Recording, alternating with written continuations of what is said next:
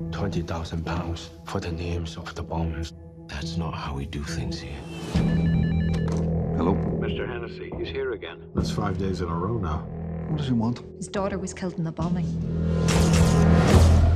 Mr. Hennessy, please find out the names of the bombers. I work for the government, not terrorists. Well, Jackie Chan is back on screen, and his fans will certainly be happy about that. But this movie is a little more sober than many of the Jackie Chan films of recent years. Certainly, there is the requisite action scenes, but it's a slow build to get there, and this movie is better for it. It's called The Foreigner, and Chan plays Kwan. He's a restaurant owner whose life is turned upside down when his daughter is killed in a terrorist explosion. He is determined to find who the killers are. It is an IRA cell, actually, and he's trying to track them down with the help of the Irish deputy minister, who's played by Pierce Brosnan. Well, it turns out both of these people, they have a past. And those come slowly to be revealed as the movie rolls along, and it becomes a cat and mouse game between the two of them as they search for the killer here, and as Kwan tries to get revenge. What if your wife and daughter were killed by bomb? I do everything in my power to get justice. So, I've chosen you, Mr. Hennessy.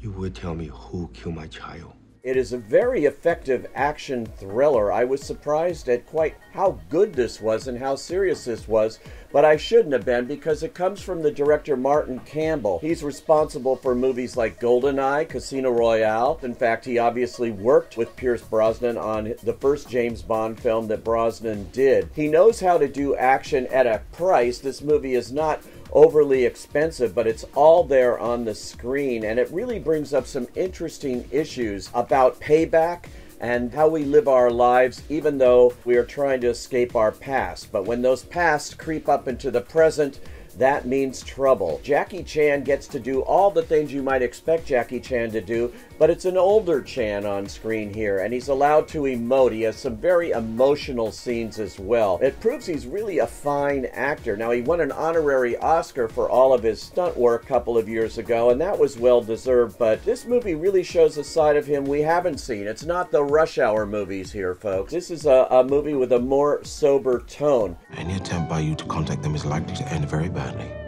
Do you understand? Yes.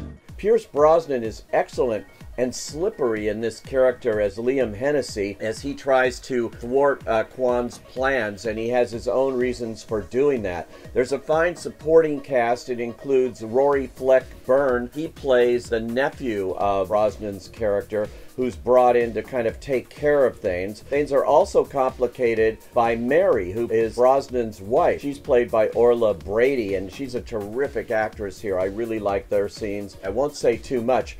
The plot gets a little complicated. It's based on the book from 1992 called The Chinaman, and actually this was all set in 1992, but the filmmakers, David Marconi, screenwriter here, have moved it to contemporary times, and even though the situation with the IRA is not the same as it was all those years ago, it still works. They've cleverly managed to update this story and still make it work.